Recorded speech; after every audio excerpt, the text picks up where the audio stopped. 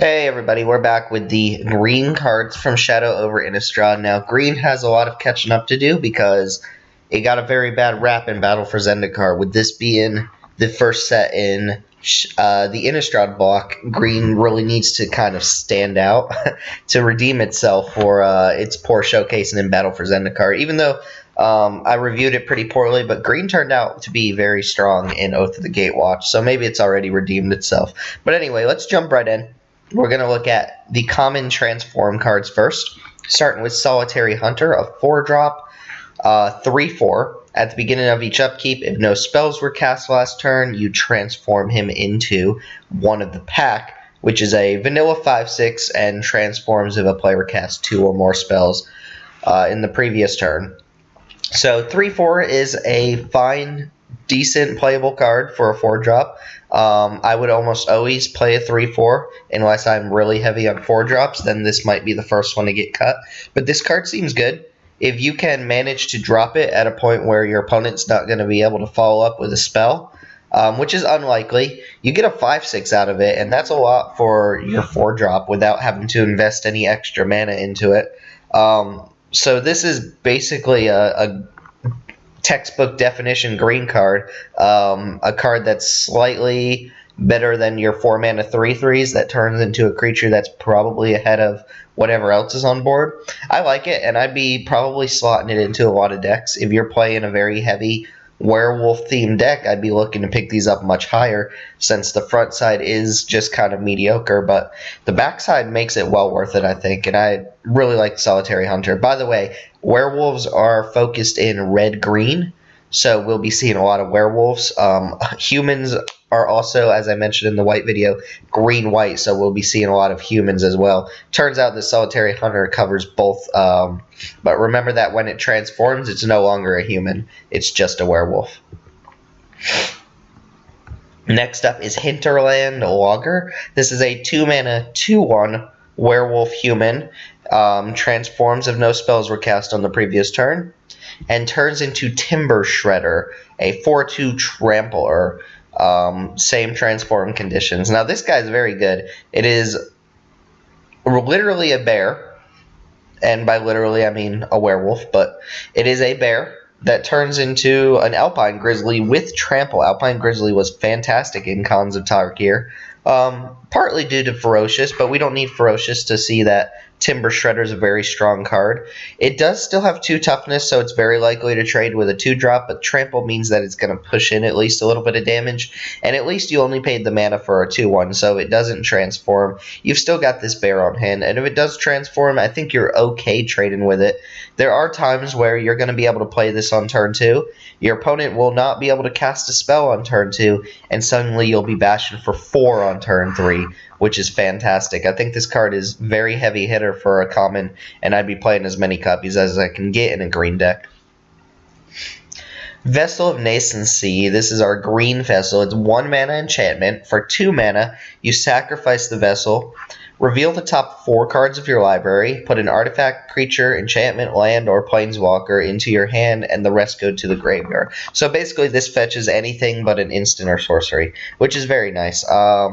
The filtering is a lot. You get to look at 4 cards, and you get a pretty diverse pick of what you want from those 4 cards, and it also fuels graveyards. This is very similar to the blue vessel, which is going to put an enchantment in the graveyard, and assuming you mill yourself with the blue vessel, it's going to put a bunch of other cards in the graveyard too. So this is a very early Delirium enabler if you're in green, whereas the blue one is probably the most ideal if you're in blue, obviously.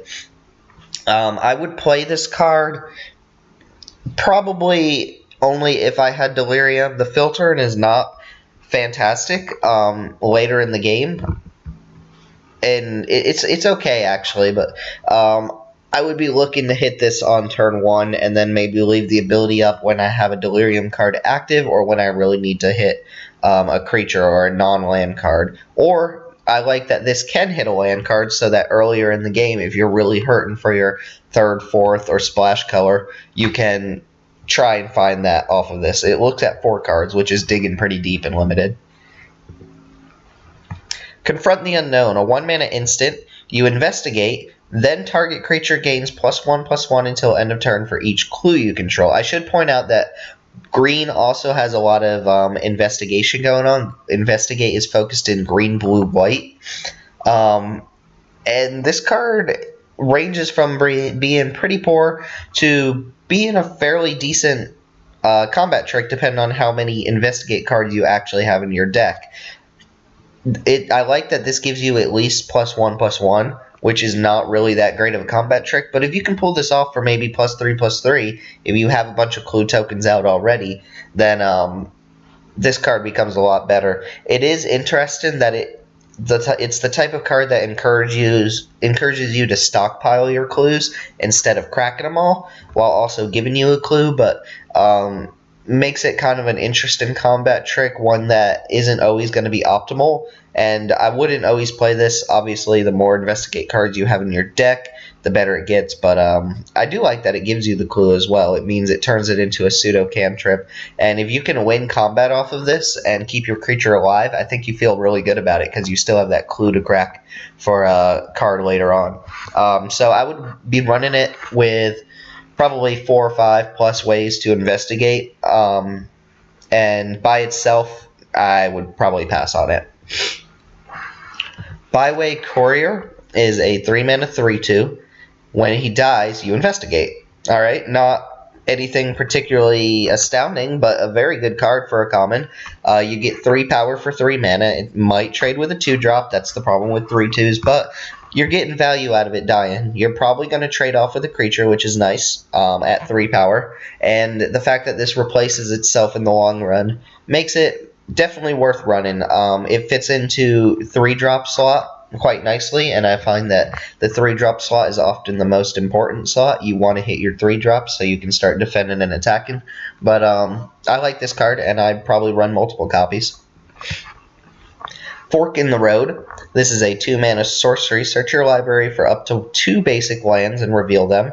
Put 1 in your hand and the other in your graveyard. Then shuffle your library. Now, this will take a turn if you play it on turn 2. It will fetch you and fix your mana if you need to. It will fetch a basic for you, and it helps enable Delirium quite a bit. In fact, it gets you halfway to Delirium by itself. So it gets you the sorcery from itself, and it gets you that basic land you dump. I will personally go out and say that I'm a strong believer in the effects of deck thinning in Limited. Just getting extra lands out of your deck and putting them away means that you're not drawing them later in the game, and can really improve the odds of hitting gas when you need it. I like this card. I like it a lot more if you have a 3rd color to fetch, or if you have a source that you're just not running a lot of. That way this card can go grab it for you.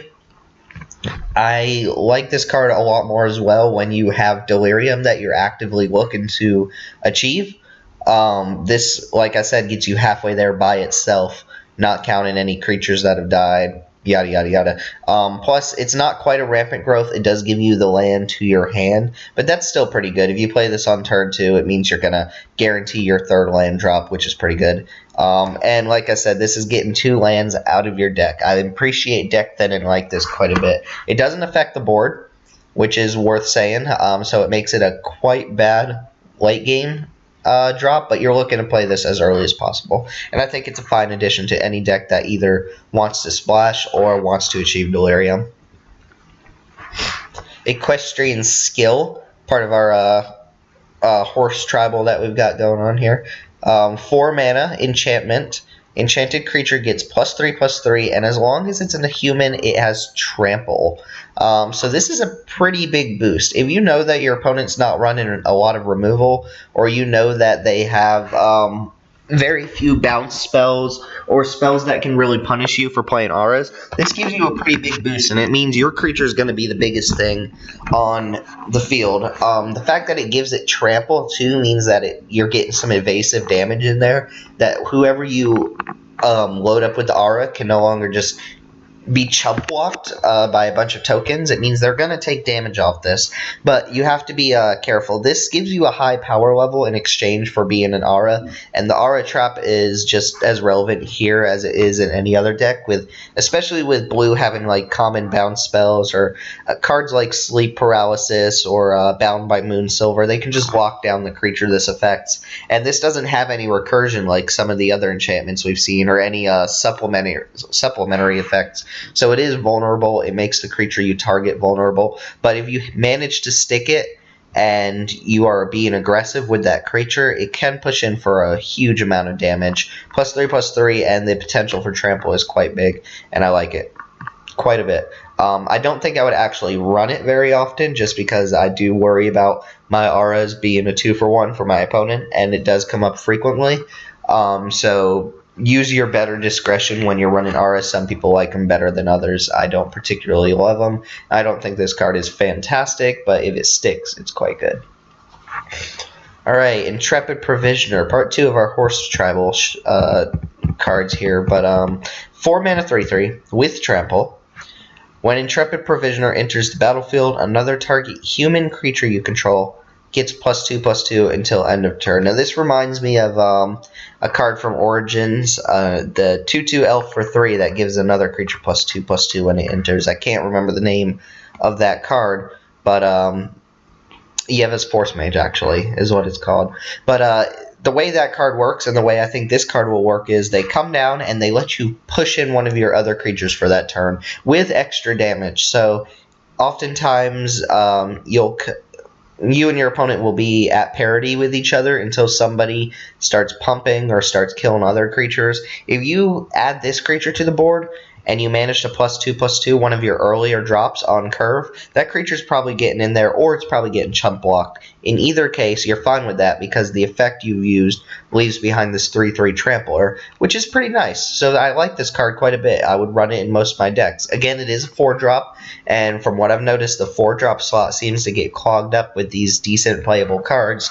So this is cuttable if you're not being super aggressive, but if you have lots of early drops, this guy is great on curve. And holds his own as just a vanilla creature with trample, even if that ability doesn't become relevant. So if you're not getting started till turn 4, you can always drop this as a hill giant with trample, and I think it'd be fine. Wont Dry. It is a 1 mana 1/2 Dryad horror. Tap an untapped creature you control, add 1 mana of any color to your mana pool. Now, I'm having trouble evaluating this card. It has the same effect as Holdout Settlement did in our previous set, where you tap a untapped creature and you produce any color off of it.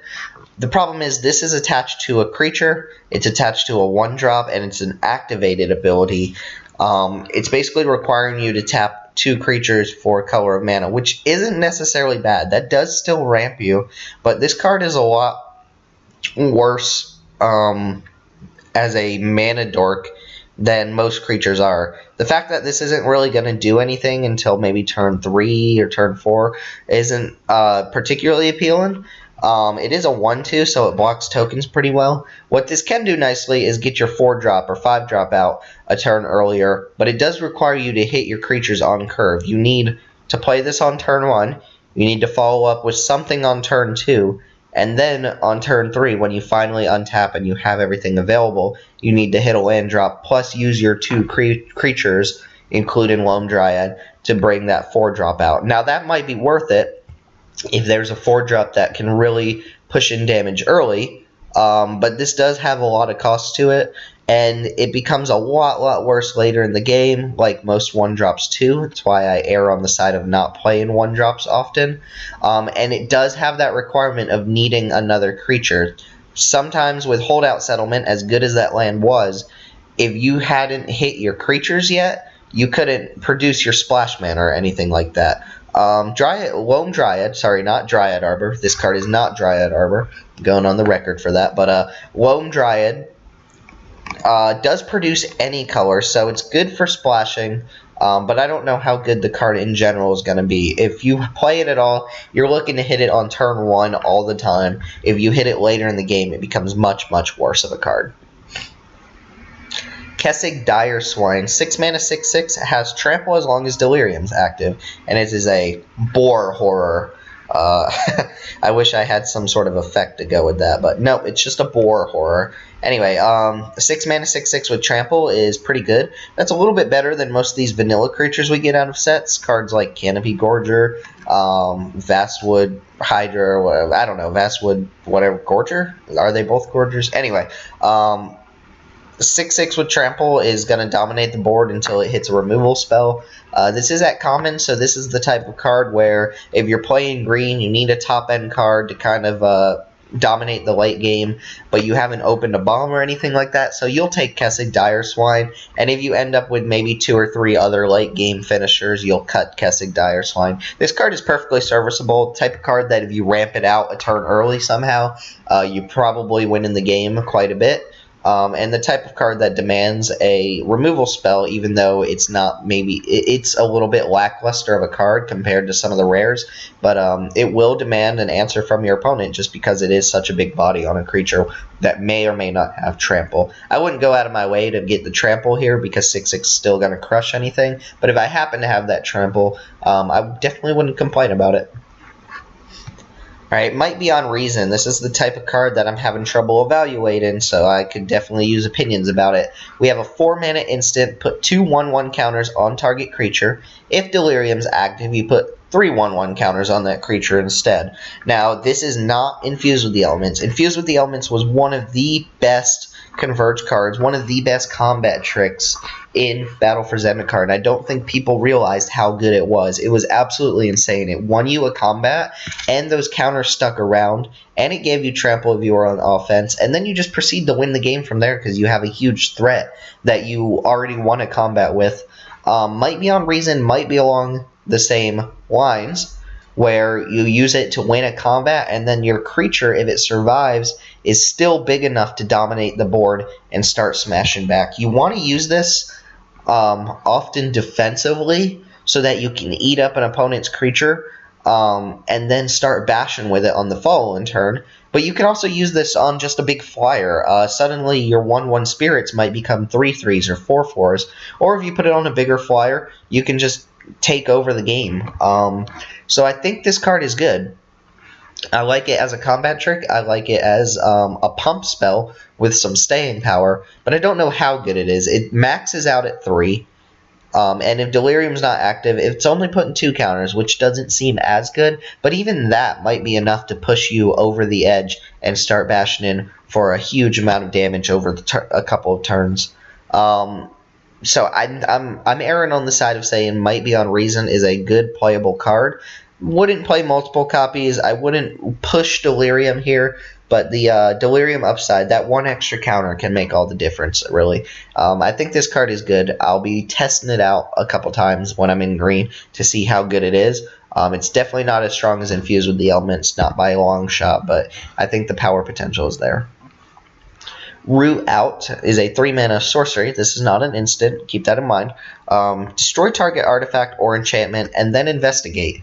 I do really like that this is here. So a lot of times we don't get particularly good in naturalize effects outside of cards like naturalize. We get very wonky ones like natural state, where all the enchantments you want to destroy are converted mana cost 4. Things like that. But Root Out, I think, is going to do a lot of work as a sideboard card. First off, there are a ton of enchantments. There are a lot of build-around enchantments that people are going to be playing. There are a lot of enchantments that pump creatures, like we'll see one for werewolves, we'll see one for vampires. And there are a lot of enchantments with just general good effects. There are auras laying out there that are borderline playable. There are equipment that are going to be very good when we see them. And at the worst case scenario, I guess you can pop off an opponent's clue with this. I do like that this is a naturalize that also lets you draw a card later on. It's going to investigate. I still think that means it's just a sideboard card, even though I think most people are going to have at least one target for this in their main decks on an average draft or sealed event. But I would be looking to get at least one of these in my sideboard, and if I'm playing the type of deck that really cares about clue tokens, I would definitely pick this a lot higher. I do think it's going to go late in the draft. I don't think people are going to really realize how important it is to have this for certain sideboards until later in the when people are more familiar with the set. But just by looking at the cards I've looked at, I think there are a lot of good targets for this, and you'll want to be prepared for them with a card like Root Out. Alright, Tarmogoyf here is a 2-mana 0/4. Sorry, I meant Moldgraph Scavenger is a 2-mana 0/4. Some people have called this the new Tarmogoyf. I'll leave that opinion to yourself. It's definitely not, but you can see the similarities. Essentially, you've got a 0/4. If Delirium's active, it gets +3/+0, so it becomes a 3/4. This card is pretty decent. It reminds me of a common from Dragons of Tarkir. I can't remember the name, but it was a Glade something. But it was a 3/3 defender for 2, and then if you had Formidable, if you had a total of 8 power on board, it could suddenly start attacking without defender. This card is similar in that it's just kind of a dude who's there, not really doing much. It blocks very well. It soaks up a lot of damage, and then once you've achieved that keyword ability, Delirium, just like Formidable, suddenly it's becoming a pretty hefty creature. If you manage to achieve Delirium on turn 3, which is possible with some of the self-mill type effects and some of the vessels, then this card is a huge threat early in the game. It's never getting bigger than 3/4. It's not like it scales the same way Tarmogoyf does, so that's what makes this not the new Tarmogoyf. It never gets higher than 3/4. But 3/4 for your 2 mana is pretty decent. There are games where you're going to struggle to achieve Delirium, and then this card gets a lot worse. But hopefully you've built your deck in a way that can really take advantage of this card. And if you have multiples of them, they all pop up at the same time, then that's pretty good. I think this card is a pretty solid pick, but you need to draft your deck in a certain way to really take advantage of it and reliably make it a 3/4 instead of an 0/4. Alright, Rabid Bite, 2-mana sorcery. Target creature you control deals damage equal to its power to target creature you don't control. So, a one-sided fight at sorcery speed. This leaves you very, very open to removal. This leaves you open to 2-for-1, so you have to time it correctly. If your opponent has open mana and they're playing instant speed burn spells or bounce spells or kill spells or pretty much any colored spells that could interact with this, it may not be a good time to run that card out there. This is the type of card I like having access to in small quantities but wouldn't go all in on. It's also the type of card that could surprise me and be a top common, but it's vulnerable and it makes your creatures vulnerable as well. It's just it has a high potential but opens you up for 2-for-1. It looks like a guy biting a bear, but I'm pretty sure he's biting a werewolf. At any rate, I would be happy picking up one of these in my green decks. One-sided fight spells are pretty good when they happen. They're actually excellent when they resolve without any problems, but that is the problem with them, is that you have to get them to resolve, and you have to make sure you're not opening yourself up for a 2-for-1. Thornhide Wolves, we get just a vanilla 4/5 for 4 here. This is above curve. Most of the creatures that cost 5 in this set are 3/5, so it's a little bit stronger, although it's not strong enough to actually push through those 3/5s. What I do like is this is just a vanilla wolf that's decent stats for the body. One thing that Colostria Nightwatch taught me in Battle for Zendikar is that even if you're not using the ability, 4/5 for 5 can just be down in certain situations. The wolf here is actually relevant as well. There are a lot of wolf tribal themes going on, as we'll see when we get into some of the uncommons and rares, which makes this a higher pick in green decks, and it's already a playable card as is. It's not exciting, it doesn't do anything, but it's a big beater for 5, and if you can ramp that out a turn early, like I said, then you're going to be beaten down quite a bit. Aim High is a 2-mana instant. Untap target creature. It gets +2/+2 and gains reach until end of turn. This is just Vines of the Recluse for 1 more mana, but you also get +1 extra power. You still get the untap, so you can ambush a creature with it. I was never sold on Vines of the Recluse being a main board card. Some people really got to the point where they were just putting it in the main deck, and I don't think that's necessarily right. I don't think the card does that much, even though it is quite strong. It's not an unplayable trick. I think Aim High also similarly should be a sideboard card in most decks, unless your creatures just really need a way to get through. If your creatures are generally smaller, than you would like, then aim high might be a combat trick that you like. It's probably going to win you a combat or win you a defense. It lets you shoot down a flyer pretty easily, and as long as you have a creature, you get that little extra ambush part where you untap the creature. I'm a little confused why the wording is backwards from Vines of the Recluse, but that's just me being nitpicky. I think this card's fine. It might be main deckable, but I would probably leave it in the sideboard early in the format until I kind of see where the rest of the pump spells are and how the creatures match up. Clip Wings, 2-mana instant. Each opponent sacrifices a creature with flying. This is sacrifice effects are very wonky and limited. The fact that this is an instant is nice. Means that if your opponent has their big flyer out and they try to play another flyer, you can respond with this before the little guy comes out and really wreck up the big flyer. It also means that if your opponent happens to have a big beaten flyer out and they have like a 1/1 spirit token, this card gets a lot worse and it's not going to deal with the big thing. This is not Plummet. It is not as good as Plummet, but it has the potential to be better than Plummet, or be on par with Plummet if your opponent just has like one big flyer. For instance, if your opponent's playing black, they might have this really active Mind Rack Demon that is beating you down. You draw Clip Wings, and that's a way to deal with Mind Rack Demon, but what if they also have one of the 2/1 flying vampires on the field at the same time? Suddenly your answer to Mind Rack Demon is a lot worse. One place I do like this in is Two-Headed Giant, because it says each opponent, so it gets to knock down 2 flyers for 1 card at instant speed, which can be pretty good, which can really push in your side. But Two-Headed Giant is kind of the corner case here. I think this card is fine. I would like it in the sideboard, but against decks with tons and tons of flyers, it gets a lot worse. It's going to trade for that worst flyer, and worst case scenario, it trades for like a spirit token, which is not good. So you really want to play this against decks that have very few flyers but still have flying threats that this will trade up on. Quilled Wolf, 2-mana 2/2 for 6 mana.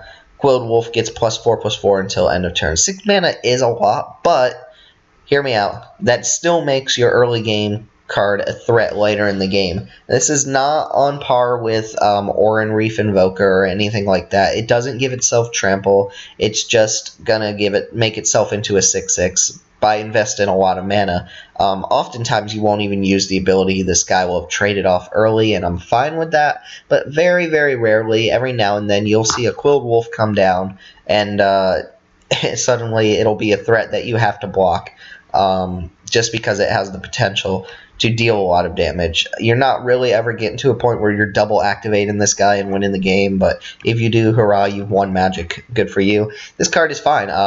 Again, it's a wolf, and there are wolf tribal strategies here, so the card gets a lot better in those strategies. As just a general green card in your run-of-the-mill green deck, I would still play a copy or 2 of this, because it does work early in the game, and it can do a lot more work later in the game, albeit for a huge, huge investment. Stoic Builders, a 3-mana 2/3. When he enters the battlefield, you may return target land card from your graveyard to your hand. Now, I may be wrong. This may be the most boring creature type of all time. This guy is literally just a human, just hanging out, but that's fine. People have work to do, I guess. I like this card. It's got average stats. It's a serviceable body for the type that for the mana cost. 3-mana 2/3 is okay. It's going to do some blocking. It can really trade off with a couple things. If you're getting the land off of this is pretty nice. So, for instance, if you started off your turn 2 with a Fork in the Road and you toss that extra land to the graveyard, Stoic Builder lets you get that land back, which is pretty nice. This kind of works against Delirium if that's your goal. So you don't want to pull a land out of your graveyard, since it's kind of difficult to get a land in your graveyard in the first place. So play Stoic Builder whenever you want. The ability is a May. He's not going to be hurting your deck. You could definitely do better at 3 drops, but this would be an include in most of my decks. Watcher in the Web. One of the first cards I think we got spoiled. This is a 5-mana 2/5 reach. Can block an additional 7 creatures each combat, so obviously a flavor win, right? 8 legs, block 8 creatures. Has reach, so it means that this could be a fog in the worst case scenario. It's going to lock down flyers for a long time. Sometimes your opponent just threatens an alpha attack, and you can play this guy to really hold back your opponent's entire forces for the turn, while also maybe trading off with a couple relevant creatures. On just its base, if we ignore kind of the cutesy little line about blocking extra creatures, you have a 5-mana 2/5 reach, which I think is playable. I don't think that alone is amazing, but it is very, very good at locking down flyers that aren't 3 power or more, and pretty poor at pretty much anything else. This still blocks those flyers, but it's not along the lines of Netcaster Spider, where you're willing to trade your reach guy for your opponent's bigger flyer.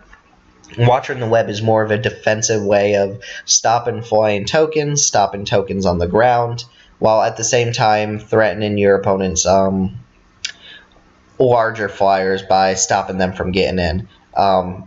So Watcher in the Web seems like a good card. I'd probably play it in most of my decks, assuming I don't have a huge curve. It doesn't have any tribal strategies. It's literally just a spider, but very cute card as far as the flavor goes, and the flavor just so happens to be pretty useful here. Alright, moving into the uncommons now, we have an enchantment, Autumnal Gloom. 3 mana for a black activation cost. Put the top card of your library into your graveyard. So, kind of an allied color activation here. We've seen a couple enchantments like this. I believe it's a full cycle. And a self-milling strategy. If your goal is to mill yourself out, this is a pretty nice way to do it. Delirium, at the beginning of your end step, if there are 4 more card types in your graveyard, transform Autumnal Gloom. So this is interesting because you're taking an enchantment and you're transforming it into a creature. It's becoming Ancient of the Equinox, a 4/4 trample hexproof. Very strong card. Very, very strong card if you can pull it off earlier in the game, and very decent in the late game as well. So you start off with an enchantment, you're self-milling yourself. Hopefully, by the time you can pull this off very early, because this card will dominate the game early on. The one kind of downside here is that Autumnal Gloom never goes to the graveyard itself, so it's hard. You're going to need to find another way to get an enchantment in the graveyard if that's your goal. This is an enchantment that won't put itself in the graveyard like some of the other ones do. But it shouldn't be too hard to pull off Delirium, and this is definitely the upside you want from it. There aren't many hexproof creatures in this set, but hexproof is such a strong ability and limited. Aside from death touch creatures and sacrifice effects in certain situations, hexproof creatures often dominate the field, especially if you're running auras, you're running pump spells. This one has trample on it as well, which makes it a lot better, and the body's just great. 4/4 is going to be stronger than most things you can pull off if you can do this early in the game. The black activated ability means that this can only fit in certain decks, really, if you're going for the self-mill theme, but you could play this in a mono green deck and pull off Delirium just by using one of your vessels. So it's not unrealistic to flip this by turn 4 and start bashing with it. And if you do, it's going to get out of hand very quickly. Your opponent's going to need to find an answer that's not a removal spell for it. Hermit of the Natter is a 3-mana 2/3. Again, fine body. Seems to be a lot of those in this set as well. Whenever an opponent casts a spell during your turn, draw a card. That's awesome. Counterspells become much worse for your opponent. They're going to have to sorcery speed their kill spells if they don't want you to get value off of it. This creature will likely die every time you play it. Most situations, this type of creature, your opponent doesn't want it on the field, so it will eat a removal spell, and you're fine for that. You're fine with your 2/3 for 3 eating a removal spell. You don't get any value off of it, but that's just what's going to happen most of the time. If this creature happens to flip, if no spells were cast during the previous turn, you get Lone Wolf of the Natter. Whenever an opponent casts a spell during your turn, draw 2 cards. So you upgrade from a 2/3 to a 3/5, and you're drawing double cards when your opponent casts spells. Again, punishes your opponent for doing things on your turn, which is very interesting matchup with the werewolf mechanic in general. Again, I think most of the times, if you're really looking to get value off this card, you're going to play it. Your opponent's going to burn a removal spell on it, and that's just that's a good case scenario as well. Your opponent's using removal on kind of a medium-sized creature, which has the potential to become a pretty big beater. 3/5 is not impressive for a werewolf, but that ability is really what you're looking for. If you draw at least one card off this before it dies, you're really looking positive. The card is just very good, and I would be looking to run it pretty much anytime I see it. Lamho Pacifists is a 2-mana 3/3. Lamho Pacifist can't attack unless you control a creature with power 4 or greater. If no spells were cast during the previous turn, on the upkeep you flip it into a vanilla 4/4, which flips back if 2 or more spells were cast during that turn. So, interesting card here. Notice that it doesn't say another creature with power 4 or greater, so if you manage to pump Lamho Pacifists, it qualifies as the 4/4 creature that you can use to make this attack with. Again, another card that reminds me of that Glade creature. 3/3 that sits back, not really being able to attack until suddenly it can attack. Very similar to that card in that regards. Is a human, is a werewolf, doesn't cost a lot of mana, has the potential to flip into a 4/4 very early in the game in certain board states, and very overall good design. Kind of a drawback in quotes there, but the drawback can easily be achieved by either flipping the card or playing another strong creature. I think looking at cards like this, 2-drops and 1-drops actually are going to be extremely important in this set. The reason being is if your opponent's playing cards like this, you don't want them to flip, so you want to constantly be hitting spells, making sure that your opponent's not flipping, or making sure that you can flip your opponent's creatures back should they turn into these big early game threats. Duskwatch Recruiter, I believe, is the last uncommon flip card. 2-mana 2/2. For 3 mana, look at the top 3 cards of your library, reveal a creature from them, and put it in your hand. Put the rest on the bottom. And then usual flip clause there. Very nice interaction with being a werewolf. It gives you an activated ability to use instead of casting a spell, and a pretty decent activated ability. It lets you use...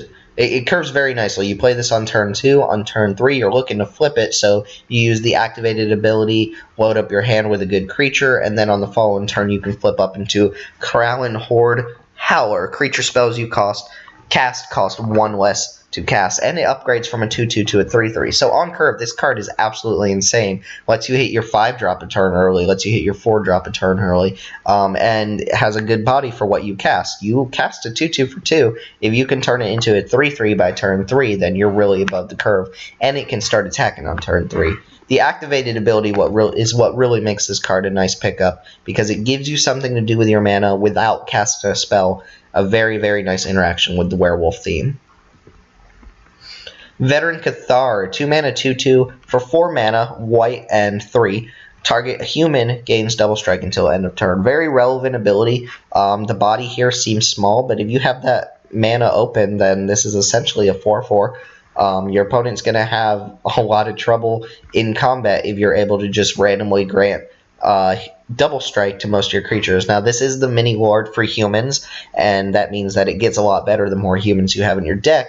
If this is just a random green creature in your green-red werewolf deck, it gets much, much, much worse. But yeah, I would be looking to activate that ability if I can. Also, this seems like if you are playing like red-green werewolves, a lot of the werewolves happen to be humans on their front side, so I might be looking to splash white just to have this ability active.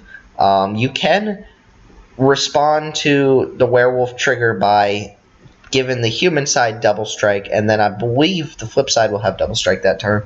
But that's kind of getting along the cutesy line. This card is perfectly serviceable. It gets a lot better if you're playing green-white, but it's fine on its own. It's a 2-mana 2/2 should the ability never come up in the first place.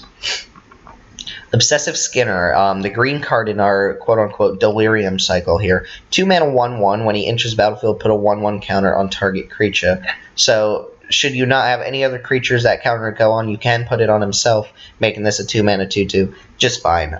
Delirium is the key here. At the beginning of each opponent's upkeep, now this triggers on your opponent's upkeep, not yours. If you have Delirium active, put a 1/1 counter on target creature. So he just goes mad and starts skinning everything. Pretty awesome.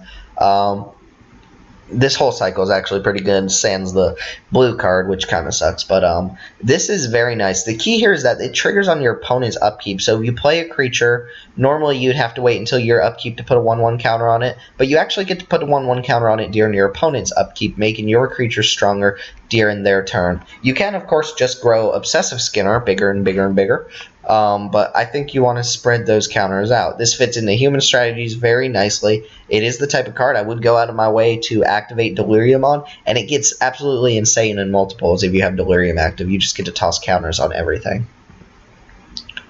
Crawling Sensation, 3-mana enchantment. At the beginning of your upkeep, you may put the top 2 cards of your library into your graveyard. Whenever 1 or more land cards are put into your graveyard from anywhere for the first time each turn, put a 1/1 green insect creature token onto the battlefield. Now, there have been enchantments like this. They usually cost around 3 mana. I'm thinking Sultai Ascendancy. I'm thinking Monastery, whatever it's called, Monastery Siege.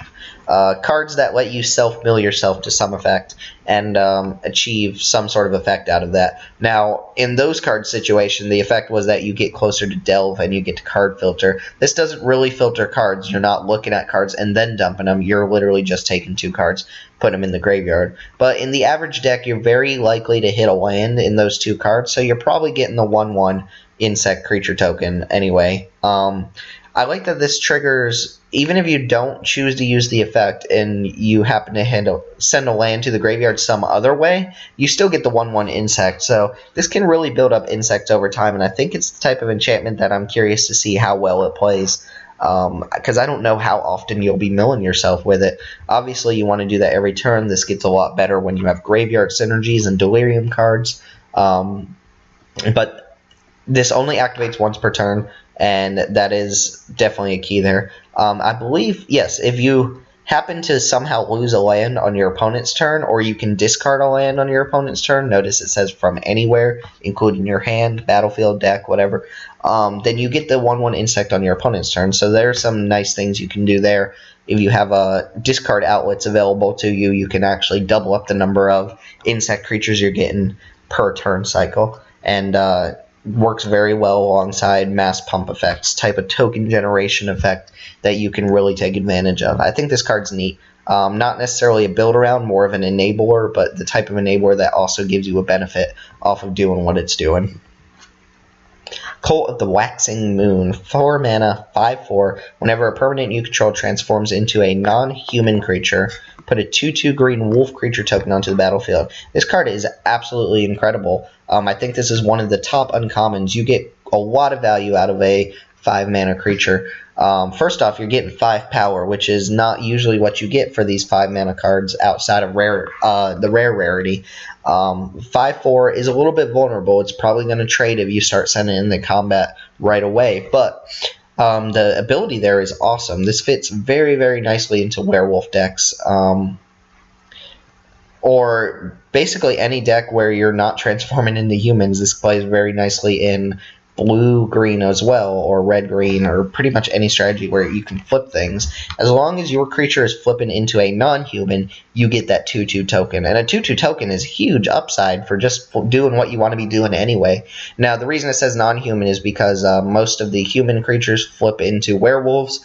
That will give you a 2/2, but if they flip back, you're not getting another 2/2. This kind of encourages you to be constantly flipping your werewolves back and forth, as you'll get more tokens off of them. And the wolf subtype is, or the wolf creature type there is very useful. This card is great. I can see this being a first picked uncommon. I would definitely first pick it and look to pick up as many flip cards as possible to really take advantage of it.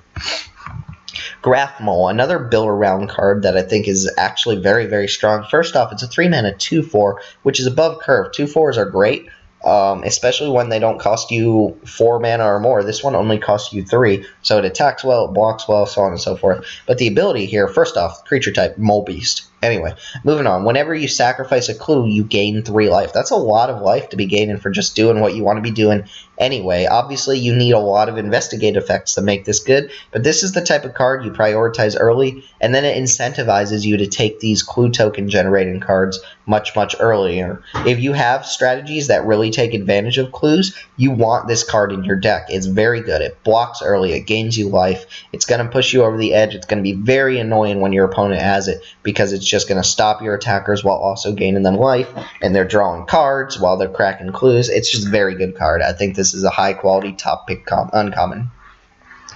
Moonlight Hunt. 2-mana instant. Choose target creature you don't control. Each creature you control that's a wolf or werewolf deals damage equal to its power to target creature. So along the lines of Nissa's Judgment, not quite as good, but much cheaper.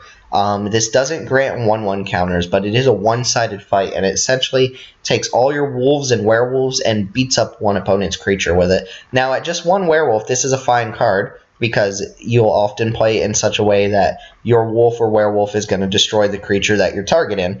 It's also a one-sided fight, so you're not going to lose anything should something go wrong. They can use a pump spell to kind of save their own creature, but you won't get beat up as a result of that, how you would with a normal fight spell.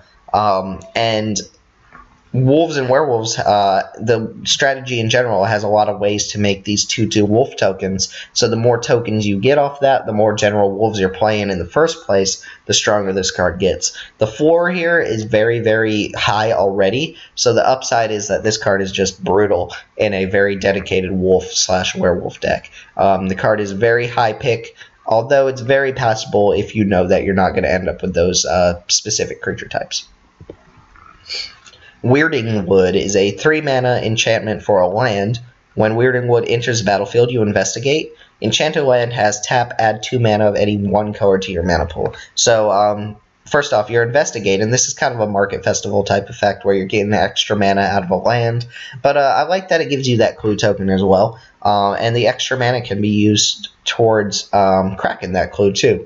Pretty nice. It is going to take your 3rd turn, so this card gets a lot worse against very, very aggressive decks because it's not really affecting the board right away. Also, you're not getting 2 extra mana. A lot of times, newer players will play this sort of enchantment, and they assume they're getting 2 extra mana on top of the mana that land normally taps for. No, if you use the 2 mana, that's your ability instead of tapping for 1 mana. So this is only going to push you ahead 1 mana, but that's quite good for 3. I think this card does just enough. It's very, very, very rarely going to be fizzled by some sort of weird land destruction. So it's almost always going to stick when you cast it, and then it just gets you ahead on mana. It gets you ahead on card advantage in the long game. Oftentimes you'll play this on turn 3, and then you'll play your another 3-drop plus crack clue. I think this card's good. I don't want tons of them unless I really know I'm investigating for a reason, but I would definitely play the first one in most cases, and the uncommon rarity seems relevant here. It seems like the perfect rarity for this type of card. Gloom Widow, I believe this is a reprint. It's a 3-mana 3/3 with reach, but it can only block flyers, so it's a dedicated flying blocker. As a 3-mana 3/3 beater, this card is great, so I would play it anyway. But not being able to block ground creatures is a huge detriment in certain matchups. Now, if your opponent's playing blue-white spirits, you've got a card on your hands here that's going to bash and is going to tear up whatever your opponent really is playing. I wouldn't jam too many of these because it is a drawback to not be able to block, regardless of how powerful the creature is on curve. But I would definitely run the first one in almost any green deck, and having more in the sideboard is not necessarily a bad thing against certain decks that are going wide with their flyers.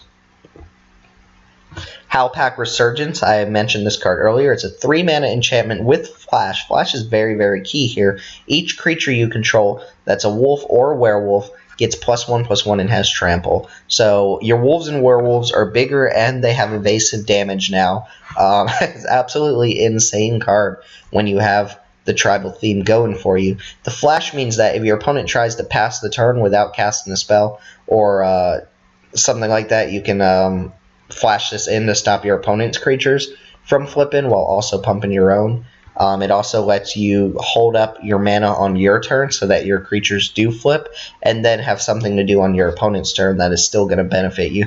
The way this plays in with the actual werewolf mechanic, the flip card mechanic, is absolutely incredible, and the card itself is very, very strong. It just, Grand and Trample plus that mass pump ability is very good. This is the type of card that I would incentivize early. I would even take it before I have the werewolves and then look to play the werewolves. That's how strong I think this card is. Very high pick. If you get this while you're in werewolves, you are super, super happy. It is incredible. Ulvenwald Mysteries is a 3-mana enchantment. Whenever a non-token creature you control dies, investigate. Whenever you sacrifice a clue, put a 1/1 human soldier creature token onto the battlefield. Now, this only triggers on non-tokens, so it doesn't cycle back and forth between its abilities, but it gives you a lot of value for things that you're going to be doing throughout the game. And it costs an initial 3 mana to get going, so creatures are going to die in the game of Magic. It's how it works. But whenever one of your non-token creatures dies, you get a clue.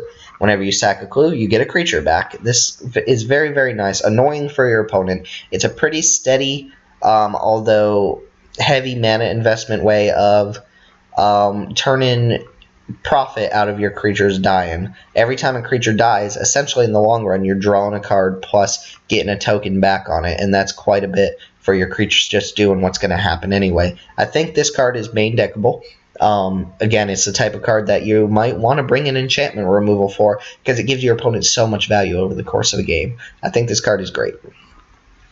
Alright, moving on to Briar Bridge Patrol. More cards that care about investigating. This is a 4-mana 3/3. Whenever Briar Bridge Patrol deals damage to one or more creatures, investigate. So if this hits your opponent, you don't get to investigate off it. It's only when it deals damage to creatures.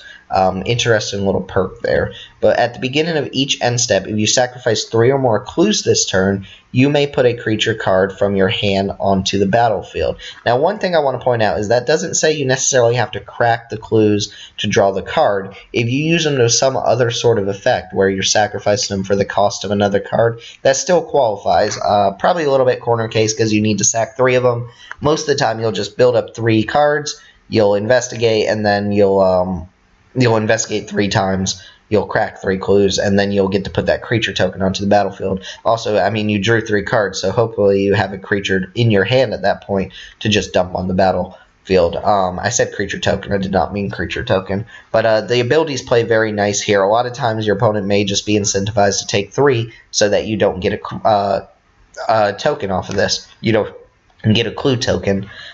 This card seems incredible. I like it quite a bit. I like it more in strategies where I'm able to generate clues because you can generate clues off of other things and then use those clues to trigger this ability. Very nice in the quote-unquote investigate deck. Base green investigate deck would be great home for this card.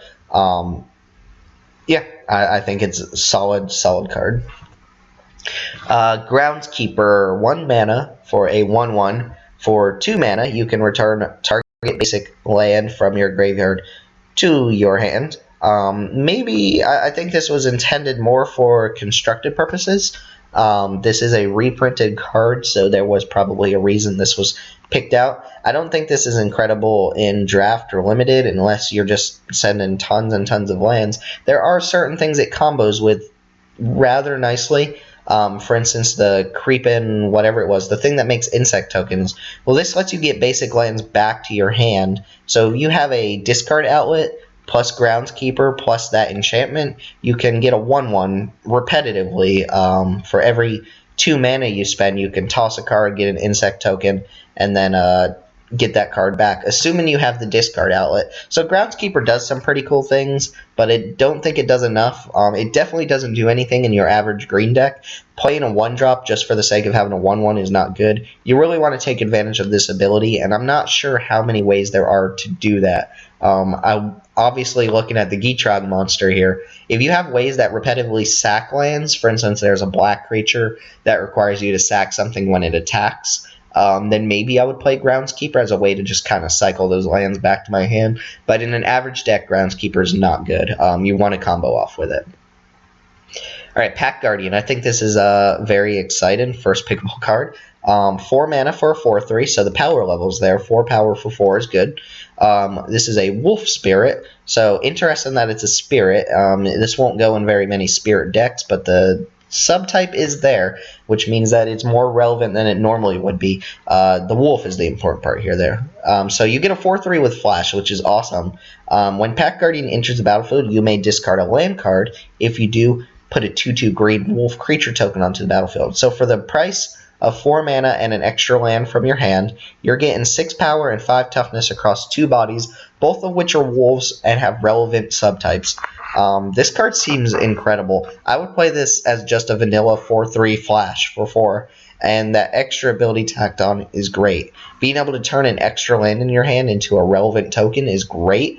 You do have to have a land in your hand, but I guess that's what groundskeeper's for? I don't really know. Anyway, this card is fantastic.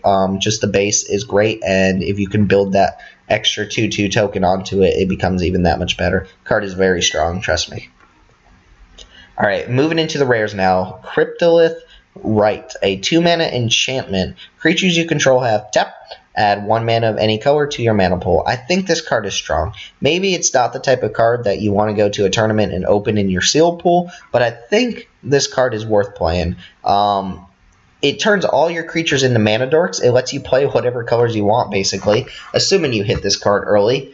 It lets you ramp, too. I think that's the important part. If you go turn 1 creature, turn 2 this, and then on turn 3 you play a land, suddenly you're at 4 mana instead of 3. And then every creature you add to the battlefield, every token you suddenly have, taps for mana. If you have these crazy activated abilities that cost a lot of mana, you can use your creatures to activate them, too. And it really lets you pile up mana. Again, this card doesn't affect the board. It doesn't do anything right away unless unless you have a ton of creatures and something else to play. But on turn 2, it won't necessarily do anything, but it'll prep you to do quite a bit.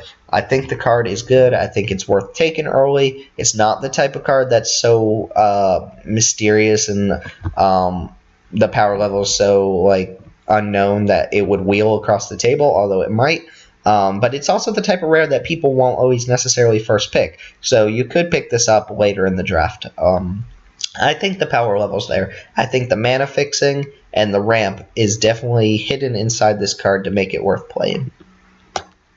Alright, Traverse the Ulvenwald is a 1 mana sorcery. Search your library for a basic land card, reveal it, put it into your hand, shuffle.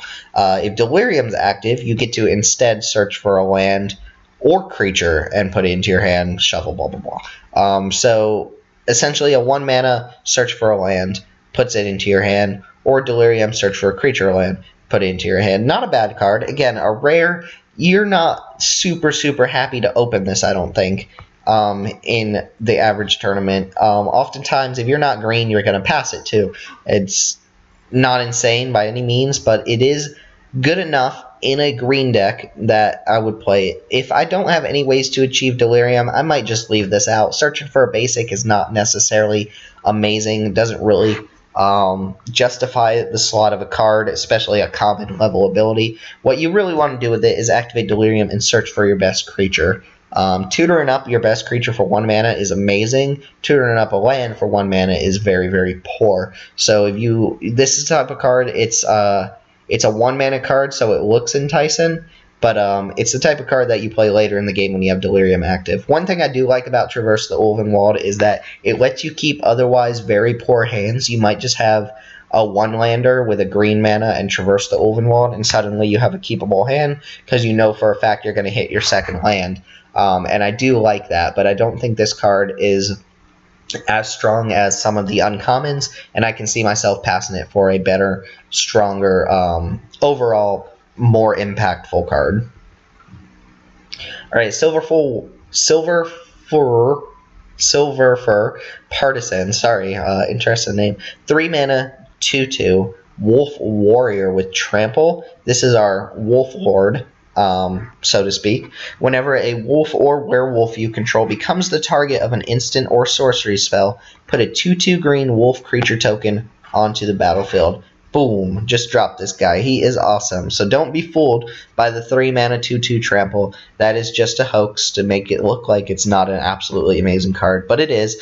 First off, you target this with your instant sorceries. You're giving it 1/1 counters. You're pumping it. You're doing something to benefit this card. Even using a fight spell that targets this and something else. The one-sided fight spell, yeah, that triggers this ability. You get a token, and not just a 1/1. No, you get a 2/2 wolf token, and then each of those wolf tokens are suddenly targets for you to make more wolf tokens. Now, the interesting part here is, yeah, your opponent's going to try to kill this as soon as possible, but you're almost guaranteed to get a 2/2 out of it. If your opponent targets this with a removal spell, that triggers the ability as well. There are ways to get around it where you can use enchantments to kill it. There are a couple enchantments, I believe, that will take care of this guy, and that's kind of the ideal way to deal with it if it's on the opponent's side. But if not, there's not a really profitable way to kill this creature outside of mass -2/-2 effects or something like that. This card is absolutely fantastic. Now, it does need some work.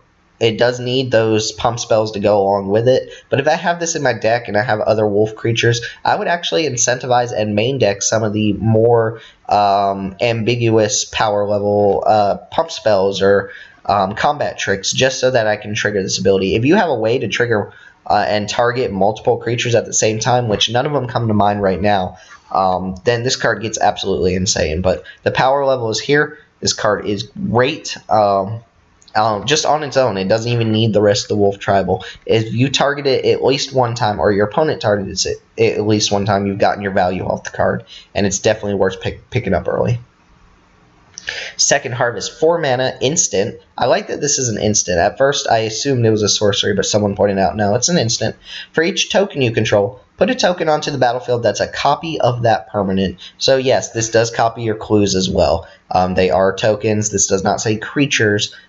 Just any token you have, you get a copy of it. Now, this, obviously, if you sit in there with a 1/1 human soldier, you don't want a second harvest to get another 1/1 human soldier. You know when you want this card. This seems like the type of card where you pick it up, first pick, and then you look to draft all the tokens you can, and then you look to cast second harvest at the opponent's end step. You double the number of creatures, you effectively give all your creatures double strike, and then you go for the win from there. Very good card. Sometimes absolutely terrible if you don't have any tokens. It doesn't do anything. So you need kind of to build around it. You need to make it work in certain decks. But as I've pointed out in a couple of my other videos, this set is just chock full of token generation, so it shouldn't be too hard to get your value off a second harvest. I think I want to duplicate at least 3 tokens before this becomes really good, and anything after that is just the nuts. Yeah, I think this card's great, and instant speed really pushes it over the top for me. Deathcap Cultivator, 2 mana for a human druid, 2/1. Add black or green to your mana pool, and Delirium gives him Death Touch. So the idea here is that it's an early game mana dork, although it's a little bit limited, only black and green.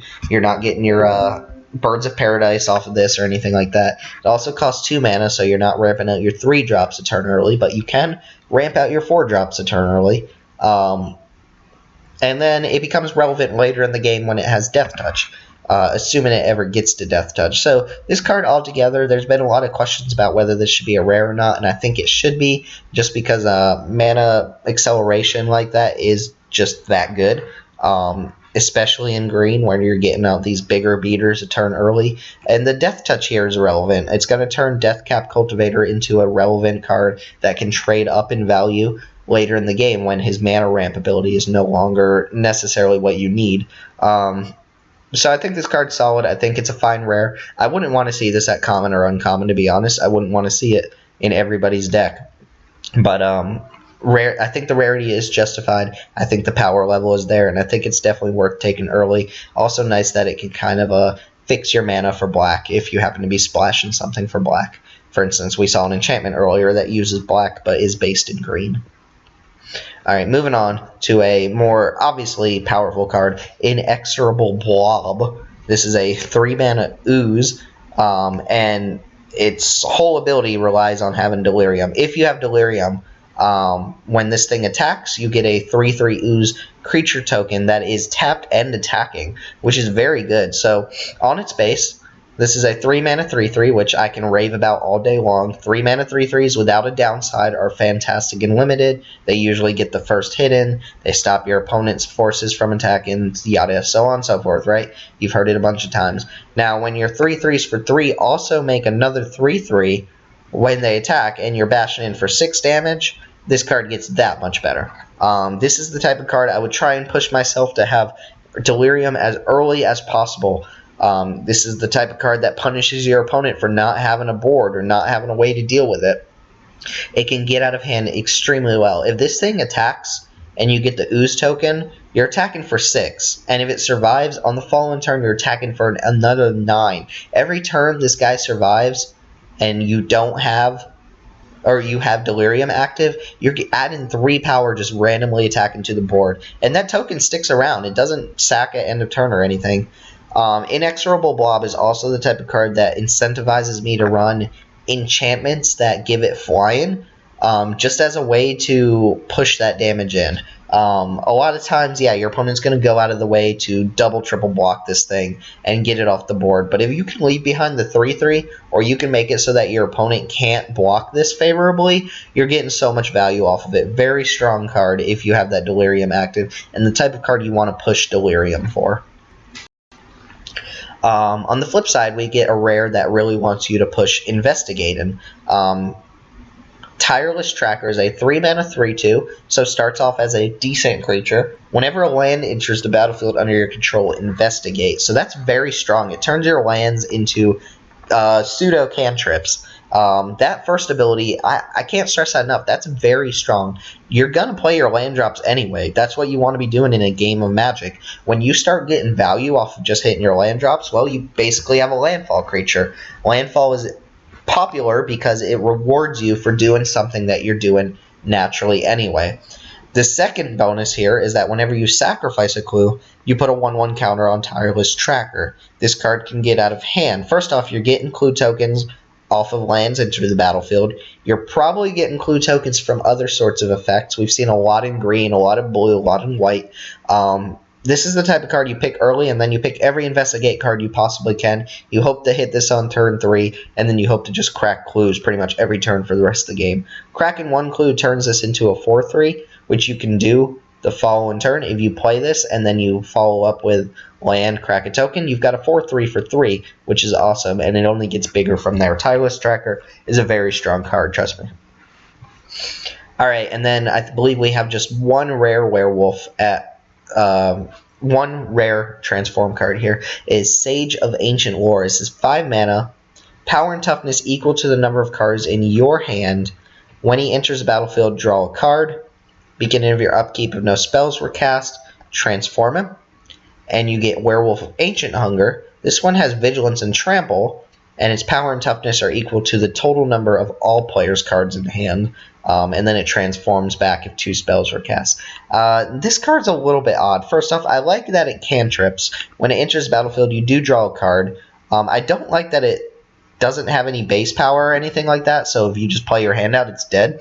I don't love that. I don't know. I don't think this card is absolutely insane. Obviously, if your opponent's holding a bunch of cards and you're holding a bunch of cards, well, the Werewolf of Ancient Hunger gets stronger, but your opponent already is incentivized to play a bunch of spells to try and flip it back. If they're just playing spells naturally, the card's getting weaker. I want this to be at least like 5 or 6 power before I think it's super strong, because it incentivizes you to hold on to your cards, but at the same time, I want to cast other spells too, right? So the thing that makes this kind of playable range for me is the fact that it draws you a card, but the rest of it I'm a little bit less excited about. I don't know how strong this card is going to be. Your opponent's just going to empty their hands out, right? But I will say, because it's worth saying, that in Two-Headed Giant, this card becomes an absolute beast because it counts up all players, including your partner, including the other opponent, so on and so forth. But I don't know. I don't think this card is super strong from the get-go, but I think there are times where it's going to be powerful, and I'll let you make your best judgment on it. What do you think about Werewolf of Ancient Hunger? I don't think it's absolutely amazing. Alright, Soul Swallower. This card, on the other hand, seems very strong. So, you get a 4-mana 3/3 with Trample. We've seen a couple of those already. Everything I said about those is true about this. Now, Delirium here. This is a very strong Delirium. If Delirium is active, on your upkeep, you put 3 counters on Soul Swallower. So, the very first turn that you achieve Delirium, when you go to your upkeep, you get a 6/6 Trample. And from there, I'm assuming your Delirium's still active unless your opponent's really screwed with your graveyard, which they might go out of their way to do against a card like this. Becomes a 9/9 Trampler, becomes a 12/12 Trampler. Every turn you let this live, it's just becoming insane. It's getting out of burn range, it's getting out of combat range. It has Trample, it's dealing more damage. Again, the type of card I would try to pick early and then force Delirium as early as possible. Pick up those enchantments, those vessels, that let you mill yourself and hope for the best. If you can pull off Delirium early on this, then that's fantastic. Also, there are a lot of ways to ramp out a 4-drop on turn 3. This is the type of 4-drop you may or may not want to ramp out a turn early, especially if you have Delirium active or a way to do so in the early game. Soul Swallower will end the game very quickly if Delirium's active. If not, if you can't get the Delirium going, then he's a fine creature on his own. A little bit unexciting that way, but if you can activate that Delirium ability at least once, the card has definitely earned a slot in your deck. Alright, and now moving on to the 2 mythics in green. The first one, Sorcery, 6 mana. Return any number of cards with different converted mana costs from your graveyard to your hand. Put Seasons Past on the bottom of its owner's library. Alright, so this card's difficult to evaluate. Obviously, the effect seems very strong. If you have a wide array of different converted mana costs, this can be a draw 5, draw 6, draw 7 for one card. You can get a 1 mana card, a 2 mana, 3 mana, 4 mana, 5 mana, so on and so forth. If you have a card that just costs X, that's a 0 mana, you get another card from your graveyard. This will easily be a draw 4, draw 5 for 1, and I think that alone justifies playing it, especially in green, where most cards do wonky things like put them back on your library or shuffle them into your deck. The fact that this goes back to the bottom of your deck doesn't really scream anything amazing to me, but it does mean that you're not going to mill yourself out, at least. You always have an answer for mill, I guess. But I think the power level is strong enough that this is a main deckable card. I don't know until I play it. It reminds me kind of All Sun's Dawn, where you play 1 sorcery and you get back a bunch of cards, and then you're just kind of set on the card advantage for the rest of the game. This alone obviously won't win you the game, so the cards you get back need to win you the game, and you need to be able to take a turn off to do something like this, since it does cost 6 mana. This seems very, very strong, but it's the type of card I would love a second opinion about. Absolutely incredible art, incredible card. Deserves to be a mythic, not something I want to see come up very often. I don't want my opponents drawing 6 cards out of the blue, but there you go. Seasons Past is the first mythic. Second mythic, we can all agree, is quite powerful. Ulvenwald Hydra is a 6 mana XX, essentially, with reach. Its power and toughness are each equal to the number of lands you control. So assuming you're playing this on curve, you're playing this for 6 mana, he's going to be a 6/6 with reach, and then he gets a little bit better after that. Every land you play increases his power and toughness. Obviously, if you ramp this out a turn early, he's maybe a 4/4 or 5/5, but again, he scales with the number of lands that you're playing. Now, when he enters the battlefield, you may search your library for a land card, put it onto the battlefield tapped, then shuffle your library.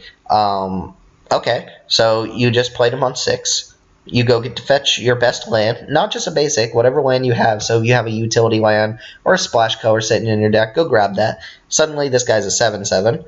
And then you follow up with a land on the next turn when he's ready to attack. He's an 8/8. Sure, he doesn't have trample, so he can be chumped, which is, a little disappointed. But he does have reach, so your opponent's flyers are now super dead if they decide to attack. He does ramp you ahead, thins your deck a little bit, gets your best land out of your deck, becomes bigger as the game goes on, becomes more of a threat. Very strong card. Does this deserve to be a mythic? Probably. I think the land fetching is what really makes it mythic quality card. But obviously a powerful card. Green will play this. This is the type of card I was saying you pick up a common if you don't have a big beater. Well, if you pulled this guy, you have a big beater and you're happy to play it. Ulvenwald Hydra just stands out to me as an obviously playable green creature, super strong, and you'll play it in your green deck no matter what. You'll obviously first pick this card as well over pretty much any other green card I've seen here, and you'll happily play it. So, yeah, kind of weird to see a Hydra on Innistrad, but there you go. Ulvenwald Hydra, right? Your mythics in green, ladies and gentlemen. There you go. Alright, so anyway, let me know what you think of green. I think that the tribal synergy in green is absolutely insane. There aren't, like, a billion wolf and werewolf cards, but there are a lot of cards that make extra wolves. There are a lot of cards that incentivize you for flipping your werewolves over and really taking advantage of the transform mechanic in green. And there are a lot of just generally good cards. Decent combat tricks, playable cards, above curve vanilla creatures, and ways to push in damage in green. Everything that green usually wants to do, well, it's doing it here, and I think it's going to be a strong color. I think it's a little bit better than blue, and I think it's a little bit less focused than white is, but has the power level in its cards to really push it over the top. So let me know what you think of green. Let me know how you think it stacks up against the other colors. I've still got to look over the black and red cards as well as the multicolor artifact lands, so I'll be back with one of those last two colors in the next video. I thank you guys for watching. Let me know what you think. Like, comment, subscribe, and I will see you guys shortly. Thank you.